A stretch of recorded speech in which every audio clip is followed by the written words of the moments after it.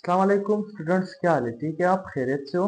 Students, आज हमारा topic जो है वो टॉपिक नंबर 11 जिसका नाम है पैरेललोग्राम्स एंड ट्रायंगल। ठीक है, तो जैसे नाम से पता चल रहा है इसमें हम पैरेललोग्राम्स के बारे में पढ़ेंगे और ट्रायंगल के बारे में पढ़ेंगे। ठीक, ये दोनों जो है ये क्लोज्ड शेप्स है।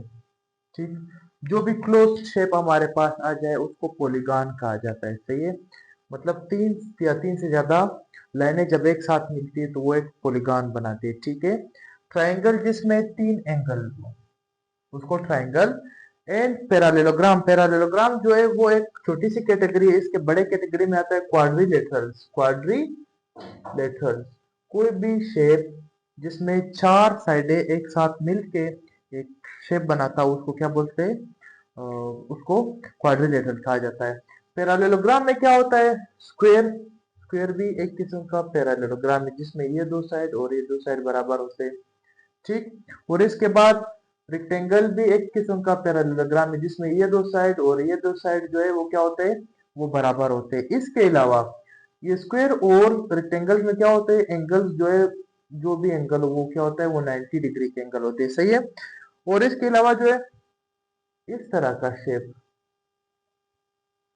जिसमें ये दो साइड बराबर हो और ये दो साइड बराबर हो, और क्या होता है इसमें कोई भी एंगल जो है वो 90 डिग्री का ना हो उसको भी पैरेललोग्राम कहा जाता है। पैरेललोग्राम के लिए सिर्फ क्या शर्त है कि अपोजिट साइडें जो है वो बराबर हो, मतलब ये दो साइड और ये दो साइड जो है वो बराबर हो। ठीक, नेक्स्ट जो है हम पढ़ेंगे कंग्रुएंसी, और उसके बाद ट्राइंगल में कंग्रुएंसी क्या होता है। ठीक है, सबसे पहले तो समझेंगे कंग्रुएंसी या कंग्रुएंट। ठीक, कंग्रुएंस मतलब अगर दो दो एंगल साइज और शेप में, दो ट्राइंगल साइज और शेप में एक जैसे हो बिल्कुल, तो वो क्या होते हैं? वो कंग्रुएंट होते हैं एक दूसरे के, मतलब वो बराबर होते हैं। यहाँ पे ट्राइंगल्स के लिए जो ज्योमेट्री में लफ्ज यूज होता है कंग्रुएंसी, जिनका साइज और शेप एक जैसे हो उसको हम क्या कहते हैं? उसको कंग्रुएंस, कंग्रुएंट कहा जाता है। और इसका निशान जो है वो ये है। ठीक है, ये ऊपर वाला जो है ये शेप के लिए होता है और नीचे वाला जो है वो साइज के लिए होता है। मतलब अगर दोनों सेम आ जाए तो क्या होता है कि उनका साइज और शेप जो है वो सेम होते हैं। ठीक है, यहाँ पे हम पढ़ेंगे कि दो ट्राइंगल्स कब कंग्रुएंट होंगे। सबसे पहले जो साइड साइड साइड, कि अगर दो ट्राइंगल्स हो उसके तीनों साइड क्या हो? बराबर हो। क्या हो? उसकी तीनों साइड बराबर हो तो इन दोनों का हम क्या कहते हैं? They are congruent to each other. ठीक है, उसके बाद है फिर साइड एंगल साइड, कि कोई ट्रायंगल हो उसके दो साइड हमें दिए गए हो, दो साइड और एक एंगल। ठीक, ये दो ट्रायंगल है उसके दो साइड और एक एंगल जो है वो क्या है? वो बराबर है, तो इसको क्या बोलते हैं? ये कहते हैं हम, ये फिर इसको जब मेजर करेंगे तो इसकी ये साइड जो है वो भी बराबर होगा। ये ट्रायंगल्स क्या होते हैं? ये भी कंग्रुएंट होते हैं। सही, मतलब दो साइड और उनके दरमियान जो एंगल है अगर वो बराबर है तो ये ट्रायंगल्स क्या है? ये एक दूसरे के कंग्रुएंट है। फिर तीसरे नंबर पे आता है एंगल। सही है, दो एंगल ए और साइड, कि अगर दो एंगल्स दिए गए हो और उसके दरमियान वाला साइड दो ट्रायंगल्स के, ठीक, दो ट्रायंगल्स के दो एंगल्स दिए और उसके दरमियान वाला साइड जो है अगर वो बराबर हो तो ये ट्रायंगल्स क्या है? ये एक दूसरे के बराबर आते हैं। ये क्या होते हैं? एक दूसरे के कंग्रुएंट होते हैं। उसके बाद R H S, right angle hypotenuse side. ठीक, ये क्या होता है? इसमें कहते हैं अगर एक दो ट्रायंगल्स आप लोगों को दिए गए हो और उसमें क्या होता है? वो राइट एंगल ट्रायंगल जिसमें एक एंगल 90 डिग्री का हो और उनका हाइपोटेन्यूज जो ये वाला साइड, दोनों का ये वाला साइड जो है वो बराबर हो तो क्या है? ये दो ट्रायंगल्स क्या होते हैं? ये एक दूसरे के कंग्रुएंट होते हैं। सही, नेक्स्ट हम पढ़ेंगे आज कि मीडियन ऑफ अ ट्रायंगल, एक टॉपिक है आप लोगों के क्लास 9 का जो बुक है उसमें दिया गया है median of a triangle. Median क्या होता है? कि अगर हम लोगों को एक ट्रायंगल दिया गया हो, सही, ठीक है, उसके किसी भी वर्टेक्स से, वर्टेक्स मतलब इसके जो कॉर्नर होते हैं, ठीक, उसके किसी भी वर्टेक्स से अपोजिट साइड का जो अपोजिट साइड है उसके मिड पॉइंट तक अगर हम एक लाइन ड्रा करते हैं तो इसको क्या कहते हैं? इसको मीडियन कहा जाता है। ठीक, यहाँ पे मैंने एक ट्रायंगल बनाया है ए बी सी, ठीक है, और इसमें मैंने क्या किया? मैंने मीडियंस बनाए सी से एफ तक, बी से ई तक एंड ए से डी तक। ठीक है, ये तीनों क्या करते हैं, तीनों एक पॉइंट पे काटते हैं। उस पॉइंट को क्या कहा जाता है, उस पॉइंट को जी कहा जाता है, जिसको हम सेंट्रॉइड भी कहते हैं, सेंट्रॉइड। ठीक है, और यहाँ पे क्या होता है कि अर्मिडीय सेंट्रॉइड जो ये सारे लाइंस को एक रेशो में काटता है, जिसको बोलते हैं 2:1। फिर 2:1 से क्या मुराद है कि ये वाले साइड जो है, जो वर्टेक्स से सेंटर तक होते हैं, वो क्या होता है, वो 2 गुना होते हैं। किसके बनिस्बत, जो सेंटर से उसके मिड पॉइंट तक होते हैं, मतलब बी से लेकर जी तक और जी से ई तक, इसमें जो है यहाँ से ये 2 ये 1 रेशो में होता है। फिर इसी तरह ए से लेके डी तक ये 2 और जी से लेके डी तक वो क्या है 1 में होता है। फिर इसी तरह सी से लेके जी तक 2 एंड जी से लेके एफ तक वो 1 में होता है। सही, तो क्या होता है, ये इनके जो लेंथ है वो 2:1 में होते हैं, from median to from the vertex to the centroid, then from the centroid to the midpoint of the opposite line। ठीक है, अभी जो है हम पढ़ेंगे corresponding angles, alternate interior angles, alternate exterior angles, opposite angles। ठीक है, ये क्या होते हैं, अगर हमारे पास कोई भी दो लाइन हो पैरेलल, जो एक दूसरे के पैरेलल हो, ए एंड बी जो है वो एक दूसरे के पैरेलल हो। पैरेलल किसको कहते हैं, कि दो लाइन साइड बाय साइड पड़े हो और वो आखिर तक अगर हम उसको एक्सटेंड करें और एक दूसरे को ना काटे। ठीक, और उनको एक ट्रांसवर्सल लाइन, ये लाइन जो इसको काट रहा है उसको क्या कहते हैं, ट्रांसवर्सल लाइन, जो दोनों को काट रहा हो। ठीक, अगर दो लाइंस पैरेलल हो और उसको एक ट्रांसवर्सल लाइन काट रहा हो, तो इसके दरमियान जो एंगल्स बनते हैं वो एंगल आपस में किस तरह होंगे, कौन से बराबर होंगे और कौन से बराबर नहीं होंगे। ठीक, तो सबसे पहले अल्टरनेट करस्पॉन्डिंग एंगल्स हम सबसे पहले पढ़ेंगे, एंगल 1 एंड 5।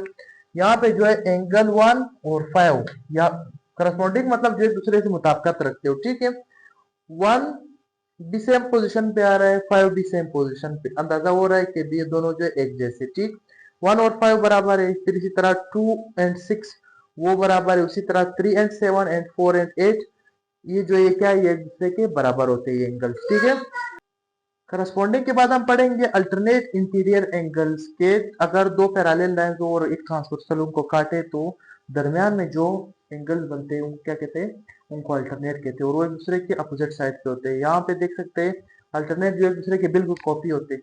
हम देख सकते हैं कि अंदर वाले साइड पे 6 एंड 4 ये एक दूसरे की तरह है और बिल्कुल एक जैसे ही है। सही है, इसी तरह 3 एंड 5 जो है वो अल्टरनेट है इंटीरियर साइड पे। तो हम कह सकते हैं कि 4 and 6 are equal and 3 and 5 are equal. ठीक है, उसके बाद आता है अल्टरनेट एक्सटीरियर एंगल्स के बालाई साइड पे कौन से एंगल एक दूसरे से मुताबिकत रखते हैं।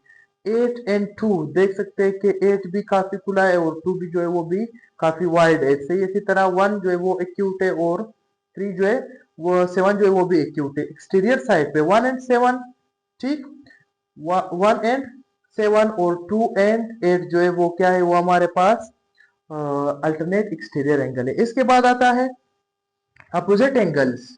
अपोजिट एंगल मतलब अगर कोई लाइन हम ड्रा करें और इसके ऊपर क्या करें, एक ट्रांसवर्सल लाइन लग जाए। सही है, तो अपोजिट एंगल जो एक दूसरे के मुखालफत में होते हैं, एक दूसरे के अपोजिट साइड पे होते हैं। यहाँ पे हम देख सकते हैं कि 1 and 3 are opposite and 2 and 4 are opposite. तो इनकी जो पैमाइश है इन एंगल्स की वो क्या होती है, वो सेम होती है। करस्पॉन्डिंग एंगल्स जो मैंने बताया वो भी सेम होती है। इसी तरह अल्टरनेट इंटीरियर एंगल्स उनकी पैमाइश भी सेम होती है। अल्टरनेट एक्सटीरियर एंगल्स उनकी पैमाइश सेम होती है और अपोजिट एंगल जो है उनकी क्या होती है, उनकी पैमाइश भी क्या सेम होती है। लास्ट पार्ट जो है आज के टॉपिक का वो है कि हम एंगल्स देखेंगे कि एक ट्रायंगल के अंदर कौन से एंगल होते हैं और उन एंगल के नाम क्या होते हैं। सही है, सबसे पहले हम पढ़ेंगे एक्यूट एंगल। नंबर 1 है acute angle triangle. Acute angle triangle ऐसा ट्रायंगल जिसमें तीनों एंगल 90 डिग्री से क्या हो, 3 एंगल्स और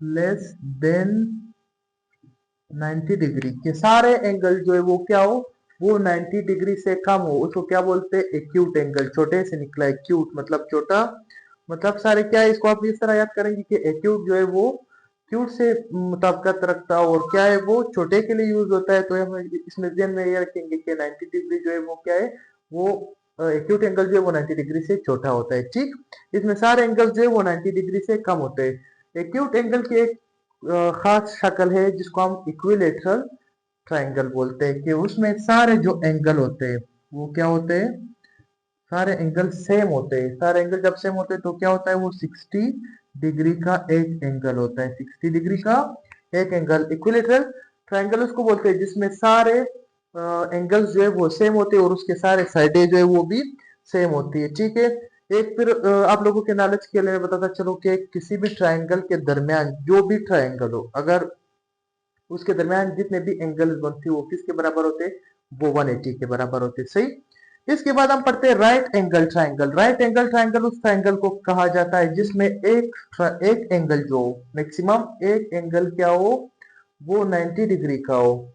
जिसमें एक एंगल जो है वो 90 डिग्री को, 90 डिग्री को हम इस स्क्वायर के निशान से शो कर दे। ठीक है, वो क्या उसको क्या कहते हैं, उसको राइट एंगल ट्रायंगल कहा जाता है। एक ट्रायंगल में एक से ज्यादा राइट एंगल ट्रायंगल नहीं हो सकते। ठीक, उसके बाद है obtuse angle triangle. Obtuse angle क्या है, जिसमें एक एंगल क्या हो, वो 90 डिग्री से बड़ा हो। जैसे ये एंगल जो है वो 90 डिग्री से बड़ा है तो वे क्या बना, ये हमारे पास ऑब्ट्यूज एंगल ट्रायंगल बना। उसके बाद हम पढ़ेंगे एंगल्स की दो हमारे पास किसमें आती, कंप्लीमेंट्री एंगल।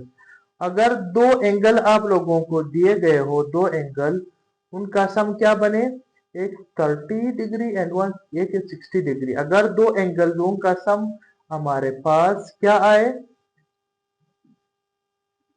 90 डिग्री आ जाए तो उसको क्या बोलते हैं, उसको कॉम्प्लीमेंट्री एंगल्स कहा जाता है। ठीक, एक होता है फिर सप्लीमेंट्री एंगल, कि अगर आप लोगों को दो या दो से ज्यादा एंगल्स दिए गए हो और उनका सम क्या आ जाए, उनको जमा करके A is equal to 30 degree and B is equal to 150 degree. ठीक, अगर दो एंगल्स आप लोगों को दिए गए और उनका जमा जो है A plus B is equal to 180 degree और उनका सम 180 डिग्री आ जाए तो वो क्या है, वो सप्लीमेंट्री एंगल है। ठीक है, तो आप लोगों ने क्या करना है, आप लोगों ने इसमें कुछ थ्योरम्स भी दिए गए हैं, तो थ्योरम्स को हल करना बहुत ही मुश्किल है, रटे वाली चीज है। आप लोग क्या करेंगे, इसके सिर्फ स्टेटमेंट को जो है वो जहन में रखेंगे।